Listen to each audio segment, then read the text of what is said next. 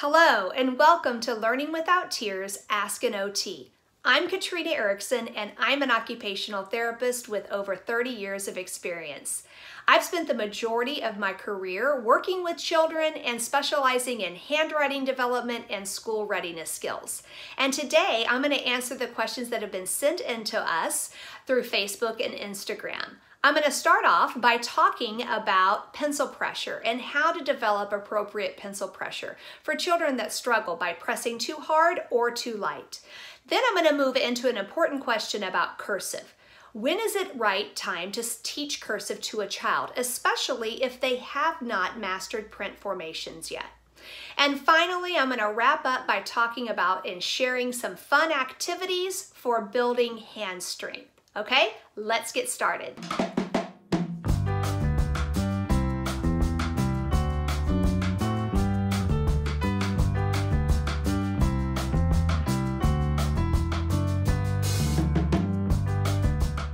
How can I help a child increase pressure on the pencil when writing?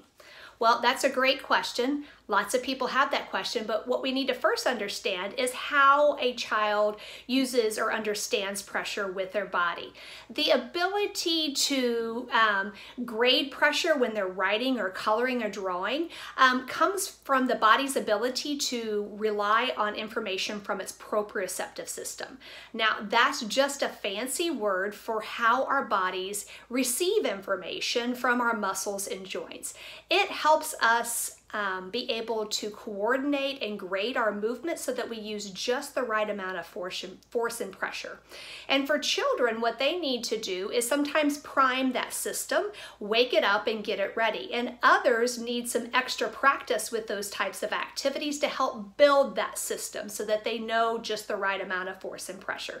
So I'm going to share some quick fun activities for you to use with students for these. Now, the first thing you might want to do is some animal walks. Animal walks are great. So are yoga poses. What about good old-fashioned, wheelbarrow walking that we used to do back in the day, or even doing wall push-ups? Now, these activities can really help your students build their upper body strength and the sensory system that those muscles and joints rely on to give us information about pressure.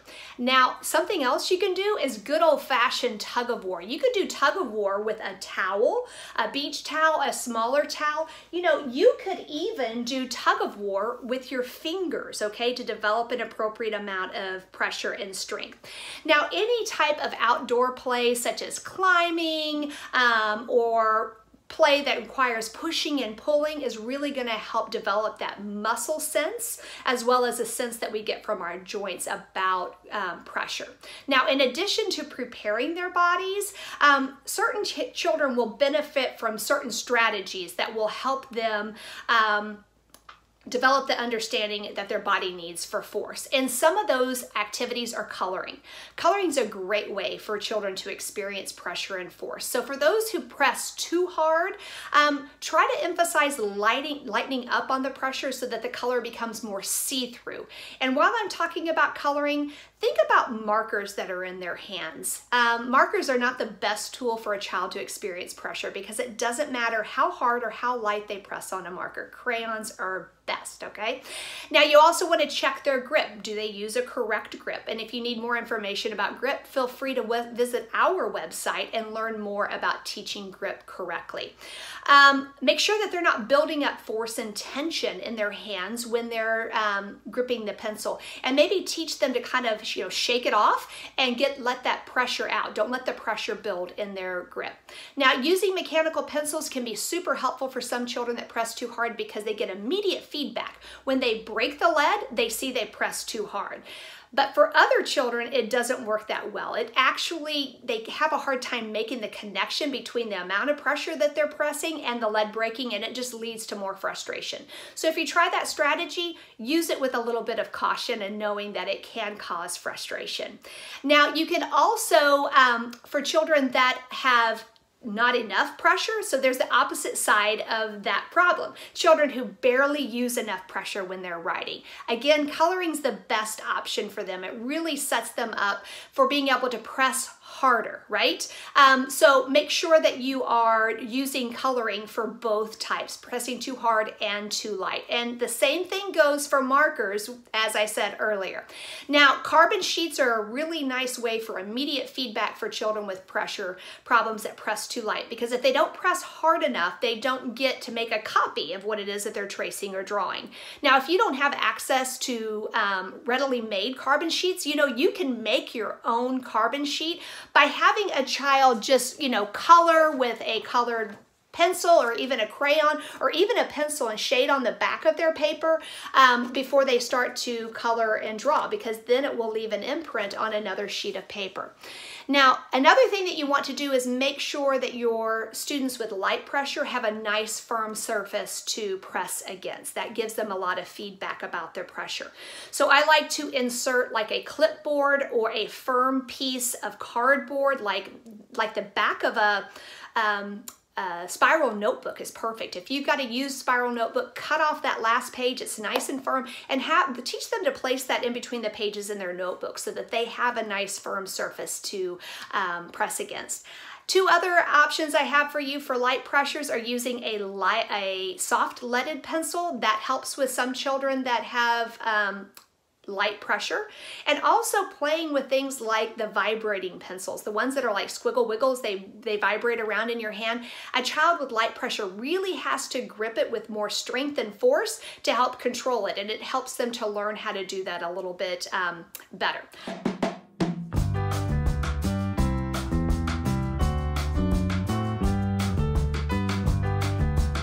For a kiddo in a typical classroom that is learning cursive before they have truly mastered the print formations, do you recommend continuing with cursive, or should they master print first? That's a great question, and one that I get asked quite a bit. And here's the simple and straightforward answer. Yes, as long as a child is in a typical classroom in the 2nd or 3rd grade, if they haven't mastered print formations, that's okay. They're ready to learn cursive. And here's why. Cursive gives a child that's been struggling with print a new outlet for writing, and they're often very excited about learning this new adult way to write. It's also what we call connected writing. Cursive is connected writing, so it's very fluid, and it flows the same way that we think about words when we want to write them. If you think about it, when you are writing a word in print, there's all these individual stops and starts as you make each and every individual letter, okay? But if I was writing in cursive, it flows and connects together. It's very fluid. Now, cursive has other benefits for children that struggle with print. Children that struggle with print often have some spacing problems as well. And it's important to understand that cursive very naturally helps to alleviate some of those problems for children that have spacing problems, because what's connected is the word, and what's not is the space between the words. Now, something else that's important to think about is their habits. I can pretty much guarantee that a child that's been struggling with print up until about 2nd grade has probably picked up some bad habits in letter formations and writing. And struggling with those and continuing to try to work on them is hard. If you've ever tried to break a habit, you know just what I'm talking about. So giving them cursive to learn gives them something to be excited about, something new to learn that they haven't struggled with yet. And they can kind of leave print back behind them. That doesn't mean that you should not ever address print and try to fix it and help them learn print, but it gives them a new outlet, something they haven't struggled with yet. All right, so those are my top tips for why it's the right time to teach it. Now, let me share with you 2 tips for when you are teaching cursive to your children. And what you want to do is make sure that you keep it child-friendly and use multisensory strategies. I'm going to share my favorite multisensory strategy with you, and that's called wet, dry, try, and it's perfect for cursive. This is wet, dry, try using our blackboard with double line. And wet, dry, try is just the process of writing over letters and tracing over them with a wet sponge, and then with a paper towel, and then moving on to a chalk piece. So I have a little damp sponge, and as I am tracing over it, I'm feeling it, I'm using the larger muscles of my arm to feel those movements as well. And I'm going to say the formations for it so that I'm working on that repetition and that good memory and recall of how to make the letter correctly. Are you ready? Here we go. Magic C, up like a helicopter, bump, back down, turn, aim for the corner, travel away. Now, we use child-friendly language. You heard me use things like up like a helicopter, back down, straight, right?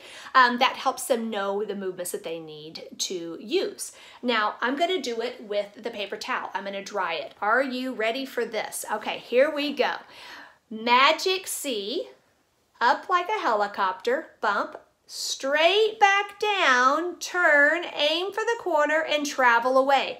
This little travel away is an important step because it helps children to focus on the space that needs to be put between their cursive letters as they prepare to connect to new letters. All right, now I'm going to try it with a little piece of chalk. And you'll notice my chalk is very small. It's only about 1 inch in size, which helps to promote a proper grip. Now I'm going to make it, but see, I still have an image that I can trace over. Are you ready?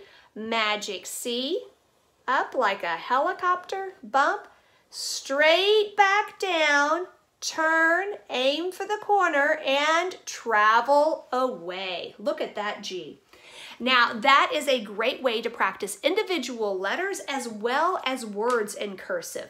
And one more activity and thing that I want you to think about is how you teach children cursive. It's important for them to understand the language that's used with them and to have good models to follow so that they are able to imitate and copy the strokes. Now, this is an image from our 3rd grade cursive handwriting book. We teach cursive in 2nd grade and 3rd grade, 4th grade, and review it in 5th grade for mastery.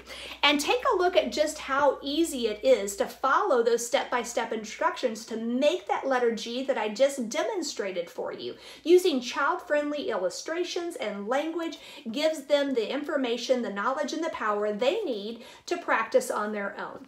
All right, so I hope that these ideas about teaching cursive to a child that has not mastered print yet help you see that it's a good thing to do for a child that's in a typically developing 2nd or 3rd grade classroom. They're ready to learn cursive, even if they haven't mastered their print formations.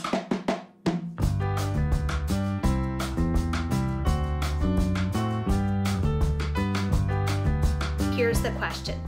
How do you best build hand strength in a child? All right, so this is a fun question for me to answer as an OT. So I'm going to share some great fun activities with you that you probably have around the house that you can use to build hand strength in your young child. And I'm going to start off by thinking about water. Water play is a great way to engage children and let them have fun. What about some spray bottles? As they squeeze and pump the spray bottles, they're working on that full hand strength. And you can take it to the fine motor component by using smaller spray bottles where they have to use their pointer finger to spray it. Other things you can use with water are droppers. I love having children transfer liquid. You can also use these in a larger form with like a turkey baster or a bulb type of syringe. Now, something else that I love to do with water is have children do a relay or time them and see how fast they can transfer water from one container into the next container, maybe a bucket, maybe something smaller, depending on their strength and their endurance, by using these large, big sponges. Now, you can cut these in half and make them smaller for a child's hand, but something else I love to do with these is add in a little bit of dish soap into that water and let them create lots of foamy bubbles for them to play in. Nice, clean fun, huh? All while they're strengthening their hands. Now, another thing that helps children strengthen their hands is dough or modeling clay. So you can use different types of dough to roll and pinch, make art little activities. They could stick things into them like pipe cleaners. I've seen people hide things in dough as well, so I've used that quite a bit. I've put in buttons and different things and beads and have them go in and search for them. Now that often works when you have something that's a little stiffer than just like your ready-made doughs that you can get in those containers. Things like modeling clays and would be perfect for those as well. They require a little bit more strength and they add the resistance so they can pull those things apart. And while I'm talking about dough, what about our roll-a-dough? We have a roll-a-dough activity that we use at Learning Without Tears where children can roll and pinch and squish dough to make letters and numbers. One of my favorite activities. Another way to build hand strength in a child is just good old-fashioned clothespins. So maybe you're working on them making matches. You know, playing cards are a great way to make matches. And they can simply put their matches together by clipping a clothespin to make their match. Maybe you have other cards or pictures that they need to match. Have them use a clothespin. It helps to develop their hand strength. And if you have a variety of colors of clothespins, you can create patterns and have your children work on their finger strength to pinch and create and complete patterns. You can do this for counting and matching activities as well. Now, paper is a great way to work on hand strength, and there's so many things you can use. Just working on crumpling up paper works on the whole hand strength. Then I like for kids to then smooth these back out and work on tearing them into strips. Again, working on that finger strength. Then they can take and tear them into smaller pieces, which then can be used for art projects. You could create, you know, some mosaics. Now, you could take this activity of tearing and crumpling a whole step further. Maybe it's the items that come in through the mail that might be trash items. Have your children crumple them and tear them up. Let them be your shredder. Maybe if you do use a shredder in your home, maybe their job is to go ahead and tear some of those address labels off so that they can prepare them for the shredder. So those are some fun things to do. Other fun things that kids love are bubble wrap, wind up toys, working on having that resistance to wind them up, and of course coloring with crayons. If your children are coloring with crayons, they're getting the benefit of those natural waxy textures of crayons to help build strength naturally as they color, trace, and draw. So with that, I just want to do a little caution. If your children are using markers, they're not getting the same benefit of hand strength because markers glide effortlessly across the paper. It doesn't provide the resistance. All right, so I hope that you found some of these activities helpful. I hope you try some out with your kids and have fun as they're building hand strength. And if you have a question for us, please post it or send it in to us, and maybe we'll feature your question on an upcoming episode of Ask an OT.